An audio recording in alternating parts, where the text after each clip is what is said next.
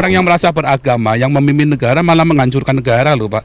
Justru di Belanda orang-orang yang katanya nggak punya agama, yang katanya tidak bertuhan, yang katanya kafir, malah memberi makan rakyatnya, bahkan rakyatnya sejahtera semua, bahkan negaranya sangat maju. Semangat malam Paul Zong, ya. Apa kabar Zong?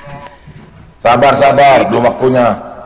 Yang panggil saya Zong, yang panggil saya Zong itu pasti anaknya Lonte itu.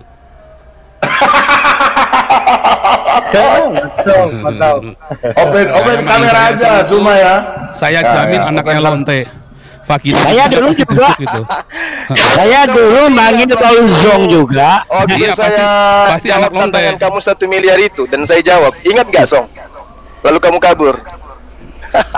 Saya nggak pernah Suma, kabur ya. yang buat Saya tidak pernah kabur dari manapun.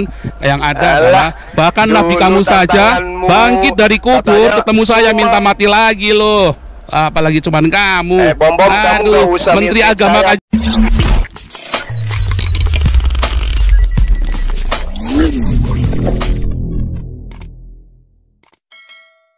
Shalom saudara yang dikasih oleh Tuhan, berjumpa kembali dengan saya di channel ini. Terima kasih telah mendukung perkembangan channel ini dengan cara subscribe, memberikan like, sehingga video di channel ini direkomendasikan oleh YouTube untuk menjangkau banyak orang. Dan teman-teman boleh memberikan komentar yang cerdas, sopan, yang berkaitan dengan video yang saya upload. Dan saya minta kepada teman-teman untuk terus mendukung saya dengan cara men-share video dari channel ini di berbagai media teman-teman, sehingga ada banyak orang yang mendapatkan informasi dan kebenaran yang disampaikan melalui channel ini. Tuhan memberkati kita.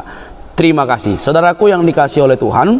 Kali ini kita akan melihat sebuah diskusi teman-teman yang menarik, baik untuk disimak, lemah lembut, antara apologetik Kristen dengan seorang muslim yang sudah sering masuk dalam room-room kekristenan untuk membahas Quran maupun Alkitab, perbandingan Nabi baik dalam Islam maupun dalam Alkitab, bahkan keyakinan lintas agama dia sudah sering masuk dan saya sudah sering saksikan. Tetapi ketika dia berdiskusi teman-teman, dan saya perlu garis bawahi bahwa muslim ini pun sebenarnya orang yang juga ngeyel dalam hal pengetahuan, dan klaimologinya itu luar biasa selama ini. Nah, kali ini teman-teman mari kita lihat bahwa ketika ada diskusi yang menarik antara apologetik Kristen dan juga muslim yang satu ini, tiba-tiba ada seorang muslim lagi, gurunda ya, gurunda jadi terbongkar deh, enggak, masuk gurunya yang selama ini menjadi jagoan muslim dan paling banyak diagung-agungkan orang muslim, ya tepuk tangan. Dia masuk langsung main rocos, langsung belum dikasih izin, langsung dia berbicara ABC dengan suaranya yang besar, dan akhirnya room itu kacau balau. Nah, bagaimana cerita teman-teman? Mari kita lihat dan jangan skip supaya teman-teman melihat bahwa orang ini memang kurang tata krama, bahkan juga tidak menghormati pemilik rumah kalau istilah dalam masyarakat gitu loh. Dia nggak izin, nggak apa, segala macam, masuk langsung ngomong sebesar-besarnya gitu kan, walaupun isinya nol gitu. Nah, bagaimana cerita teman-teman? Mari kita lihat, ini dia videonya. Lama nggak berbicara dengan Pak Paul Zong. Masih ingat dengan saya Pak Paul Zong? Masih. Oh masih. Yang PNS Departemen Agama itu ya, dinas agama yang di Kalimantan apa di mana tuh ya? Ya, Kalimantan. Ini open kamera kan? Saya punya fotonya kok. Wah, biasa kami open cam dengan Paul Zong. Apalagi keluarganya ada di Singkawang ini. Nggak ada. Betul nggak Paul Zong? Ada itu. Nggak punya. Itu yang dekatnya wali kota Singkawang. Nggak punya. Nggak ada kenalan saya di Singkawang. Katanya kenal dengan Paul Zong. Iya kan, tahun saya dari YouTube kali. Tapi saya nggak kenal mereka. Iya. Di Singkawang itu orang Fujian, orang Teochew, orang Teochew atau orang Hakka. Saya bukan orang Teochew, saya bukan orang Hakka. Jadi nggak kenal. Pasti nggak kenal. Beda. Ya, ada satu komentar dari Pak Paul Zong yang saya tangkap di hari ini, yaitu sering Pak Paul Zong sampaikan banyak para cukong ataupun apa ya bahasanya lebih tepatnya itu pencari donatur dengan menjual agama. Itu banyak sekali. Benar apa yang kata Pak Polzang itu. Di semua agama selalu ada itu, Pak. Iya, benar. Karena bisnis agama adalah bisnis kalau di negara-negara berkembang kayak Indonesia, di Indonesia, yang di Afrika, negara-negara berkembang ini, ya Malaysia termasuk, ya agama itu kalau dijual itu enak, Pak.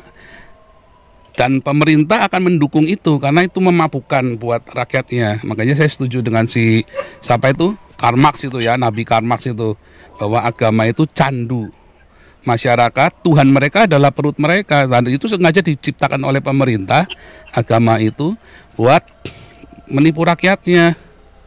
Ya makanya Karl Marx itu kan menjadi ateis ataupun menjadi apa ya? Karl Marx salah satu Karl Marx tidak ateis, sosialis ya kan? Ya, termasuk dia tidak ateis. marxisme. Jangan samakan antara sosialis komunis dengan ateis, beda lo ya. Oh beda ya, saya nggak tahu. Beda. Mohon Xi maaf. Jinping itu komunis tapi dia tidak ateis loh, dia nyembah Wankong loh. Oh gitu. Xi Jinping itu Dia nyembah marxis. Wankong loh. Dia ada patungnya, ada fotonya dia lagi berdoa di kelenteng loh.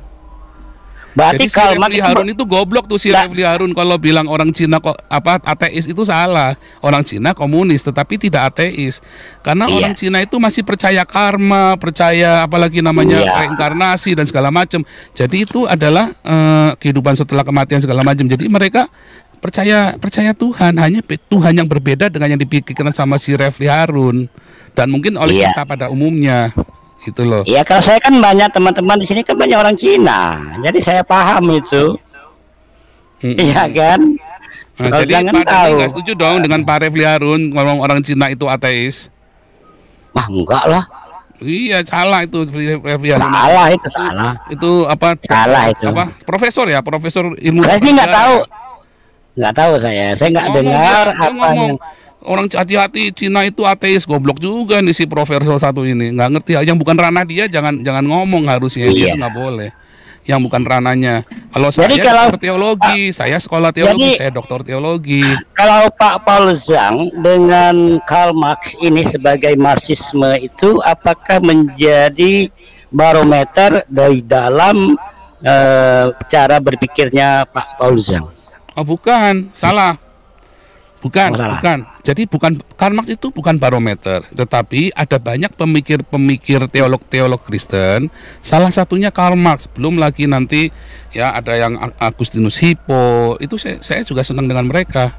Ya, Immanuel Kant, ada lagi si Durkheim, Emil Durkheim. Banyak sekali ya, karena kita kalau belajar teologi kan kita belajar ilmu sosial dan belajar psikologi sosial, psikologi masyarakat kan. Ya kan, makanya kita harus belajar semua teori. Nah, kebetulan apa yang terjadi di Indonesia itu menggenapi apa yang dikatakan oleh si Karl Marx, kebetulan saja. Itulah sebabnya Republik Rakyat Cina ya, dia mengadopsi itu, dia tahu itu dan dia hindarkan dari agama yang berlebihan. Nah, jadi mereka tidak menempatkan agama di atas polisi pemerintah, tapi agama harus nurut kepada polisi pemerintah. Beda dengan yang di Indonesia sekarang ini, yang terjadi di Indonesia dan di beberapa negara terbelakang lainnya. Mereka seakan-akan Tuhan itu yang jadi nomor satu, lalu yang di bawah itu bukan Tuhan ya, agama. Kalau Tuhan harus nomor satu, tapi ini masalahnya agama, repot. Karena agama aja udah masing-masing orang udah punya pikiran sendiri-sendiri, jadi salah. Tuhan itu nomor satu dalam hidup kita, tapi agama bukan. Agama itu kita harus tunduk kepada polisi pemerintah. Iya, saya sependapat. Sependapat dengan apa yang dikatakan Polzang. Jadi biarkanlah Indonesia ini di bawah naungan orang-orang yang berupaya untuk menciptakan hasil pemikirannya. Kan begitu? Hasil pemikiran manusia. Iya, pemikiran manusia. Orang-orangnya, orang-orang yang orang-orang pelaku-pelaku, pelaku-pelakunya. Kalau demikian maka kita akan berhadapan dengan yang namanya Sang Pencipta nantinya. Kalau iblis memang berupaya untuk mengangkat, mengidolakan, menyombongkan cara berpikir manusia. Itulah cara iblis untuk merayu manusia. Kalau kita ambil dari segi teologi. Enggak begitu. Jadi beda sekali. Ya, karena begini, mohon maaf nih Pak Polzang. Kenapa saya katakan demikian? Karena semua agama atau semua ajaran itu akan musuhnya cuma satu, sumbernya yaitu iblis. Gak ada yang lain. Kita manusia sama manusia bukan musuh loh. Cuman yang menjadi pengikut iblis itulah yang menjadi musuh jadinya. Sebenarnya manusia sama manusia nggak ada musuhan, nggak ada lah untuk jadi saling bermusuhan. Yang menjadi musuh nyata itu adalah iblis, baik agama Judaism, agama Nasrani, agama Islam ataupun agama Kristen, agama Buddha, agama Konghucu, itu musuhnya pasti iblis, Pak. Atau kalau bahasa kekristenan namanya roh kegelapan, atau bahasa Dayak itu roh gentayangan. Nah, disinilah Pak, kita jangan sampai menciptakan Pak, juga menjadi pengikut iblis. Itu loh maksud saya. Karena definisi iblisnya Bapak dengan orang Yahudi itu beda loh Pak. Definisi iblisnya orang Yahudi itu bukan seperti dalam Islam loh Pak. Saya kan belajar rabbinik ya. Saya kan kuliah ancient Hebrew kan. Saya belajar tradisi rabbinik termasuk di dalamnya Yudaisme. Saya harus ngerti ya kan. Nah itu definisi iblisnya itu nggak seperti dalam Islam Pak. Dan juga beberapa teolog Kristen sekarang mereka sudah mengerti iblis itu bukan seperti yang ada di dalam kisah-kisah mitologi Yunani pagan termasuk di dalam Islam. Enggak, beda Pak. Dan musuh yang namanya musuh manusia yang dibilang iblis itu sebenarnya siapa sih? Kan diri kita sendiri kan. Ya, nah itu Bapak mesti ikut pelajaran saya tentang iblis. Kalau itu hari Minggu saya pernah jelaskan apakah iblis, diabolos itu apa, ya kan? Roh jahat itu apa? Itu mesti satu-satu, satana itu apa? Ya, demon itu apa? Satu-satu mesti ada. Nah, kemudian gini Pak. Tuhan ya memberi perintah kepada manusia, ya, kuasailah bumi, taklukkan. Ya, berkembang biaklah, beranak cuculah. Di dalam perjanjian lama, Kejadian 1 ayat 28, ya, Kejadian 2 bilang lagi ya. Kemudian apa yang dimaksud semangat malam, apa yang dimaksud dengan menguasai, apa yang dimaksud dengan menguasai bumi dan taklukan? Nah, itu seringkali orang mendefinisikan namanya menguasai bumi berarti setan dong, bukan. Apakah Tuhan itu nyuruh kita untuk menguasai. Nah, kalau orang-orang ini dipenuhi dengan cinta, maka dia akan kelola bumi ini di dalam pengelolaannya dengan cinta. Kalau orang-orang ini penuh dengan angkara, maka dia akan eksploitasi bumi. Nah, itu masalahnya. Jadi kita kembalikan ya bumi ini, negara, pemerintahan kepada si pemerintah ini. Nah, kalau orang ini mau menyombongkan diri, itu urusan dia dengan apa yang dia percaya dengan Tuhannya. Kalau orang ini tetap rendah hati, ya dia akan ikutin sesuai apa yang menjadi imannya dia. Jadi kita nggak bisa bilang berarti itu apa. Terima kasih Pak. Pada kenyataannya orang-orang yang merasa beragama, yang memimpin negara malah menghancurkan negara loh Pak. Justru di Belanda orang-orang yang katanya nggak punya agama, yang katanya tidak bertuhan, yang katanya kafir, malah memberi makan rakyatnya, bahkan rakyatnya sejahtera semua, bahkan negaranya sangat maju. Semangat malam Paul Zong, gitu ya. Apa kabar Zong? Sabar, belum waktunya. Yang panggil saya Zong, yang panggil saya Zong itu pasti anaknya Lonte itu.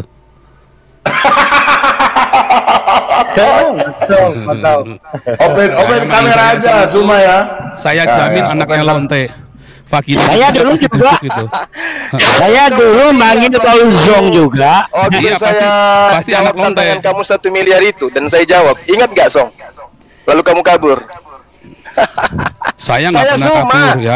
Saya tidak pernah kabur dari manapun. Yang ada adalah bahkan Nabi kamu saja bangkit dari kubur, ketemu saya minta mati lagi loh. Apalagi cuman kamu. Aduh, Menteri Agama aja saya kantang debat. Menteri Agama aja saya kantang debat. Kencing berak-berak di celana. Debat 2 lawan 1, bom Paul Zong tes. Cuma sabar. 2 lawan 1. Pak Paulsan sabar. Anak Lonte, anak Lonte nih. Ini anak Jangan ribut. Bang Suma, jangan lu mulut besar. Sabar. Ya sabar lu. Sabar. Sekarang begini, Suma, iyo karena saya ngomong kau diam. Aduh, kurang ajarin orang. Saya ngomong dulu, baru kau ngomong. Gimana sih? Saya mau ngomong ya. Boleh saya ngomong, Suma? Boleh? Silakan diatur Oke. disaksikan Iya, oleh sabar. banyak orang. Silakan. Kau katakan kau ahli Alkitab, benar? Gak usah cerewet, angkat tema 2 lawan 1 Suma. Oke teman-teman yang dikasih oleh Tuhan, kita sudah melihat perdiskusian yang ditampilkan oleh Pak Bom Bom, Nabi ke-26 tanda kutip, Paul Zhang, dan juga Muslim tukang ngeyel yaitu Dani. Ya teman-teman yang dikasih oleh Tuhan, diskusi ini memang seputar kayak berbagi biasa seperti itu ya, berbagi, dan Pak Bom Bom memberi ruang kepada Muslim Dani untuk memberikan argumen-argumennya. Tentu itu untuk membagikan pola, cara, dan konsep berpikir tentang keyakinannya teman-teman. Lalu ditanggapi dengan baik oleh rekan-rekan Kristen, apologetik Kristen, supaya saling berbagi ruang ya, berbagi ruang dalam hal keyakinan. Nah teman-teman yang dikasih oleh Tuhan, walaupun yang dihadapi saat itu adalah Muslim yang sudah sering hadir, Dani, yang banyak ditengking oleh apologetik Kristen karena klaimologinya selama ini yang luar biasa. Tetapi yang menarik teman-teman, hadirnya Gurunda Juma, Ustadz Juma, dengan suara besarnya yang langsung kembali ditengking, terpaksa diturunkan karena dia tidak menghargai pemilik room atau pemilik rumah teman-teman. Ini saya katakan supaya memang kita dapat juga menghargai orang lain dimanapun berada. Nah, di situ kan sudah ada orang-orang yang sedang berdiskusi. Ya kalau masuk dikasih kesempatan ya tunggu giliran, dan tepatlah apa yang dinyatakan oleh Pak Bom Bom. Tunggu giliran, belum waktunya. Tapi memang dasarnya itu hanya pengen mengamburadulkan diskusi, maka tujuannya hanya itu, bukan untuk belajar, bahkan bukan untuk diskusi, hanya untuk pamer suara besar, lalu nantang 2 lawan 1, 1 lawan 2. Akhirnya dari Pak Bom Bom keluar kata-kata yang begitu keras, teman-teman sudah dengar tadi. Nah, saudaraku yang dikasih oleh Tuhan, siapapun kamu, tingkat ilmu, pengetahuan, gelar, ustadz, pendeta, atau siapapun, kita wajib menghormati orang lain dimanapun berada, termasuk room orang-orang yang mungkin berbeda keyakinan dengan kita. Jangan seperti Ustadz Zuma, masuk langsung ngerotus belum waktunya. Masih ada yang antri di sekitarnya, tapi dia sudah masuk dan ngerotus begitu hebat, akhirnya ditengking. Ya wajar, ya wajar. Misal nih teman-teman, ada orang masuk ke rumah kita tidak diundang, datang dia tiba-tiba, tetapi kita beri waktu di rumah, masuk, tapi sampai di rumah dia amburadulkan semua apa yang di rumah, dirusak semua yang di rumah, ya kita tendang deh. Itu hal yang biasa. Sebagai orang yang beragama, apalagi gelar ustadz, dia harus menunjukkan sikap etis dan norma terhadap memperlakukan orang lain. Ya wajar kalau Pak Bom Bom langsung menendang dia gitu ya, karena memang tidak ada sopannya, tidak ada rasa hormatnya kepada orang lain. Nah teman-teman yang dikasih oleh Tuhan, semoga ini menjadi pembelajaran buat kita ya. Dimanapun kita berada, kita dekat dengan Tuhan, pasti juga kita harus menghormati sesama kan. Itu intinya. Nah Ustadz Juma tidak mengindahkan itu. Dia hanya pengen pamer, oh aku bisa ABC, ahli ABC, ahli Alkitab, walaupun tanda kutip ahli Alkitab katanya, tapi enggak cocok lah ya. Ahli Quran pun mungkin juga tidak termasuk ya, ahli hadis juga mungkin tidak termasuk ya. Tapi kalau klaimologi ya silahkan, siapapun bisa ya, siapapun bisa. Nah teman-teman yang dikasih oleh Tuhan, semoga kita semoga kita diberi rasa untuk menghormati orang lain.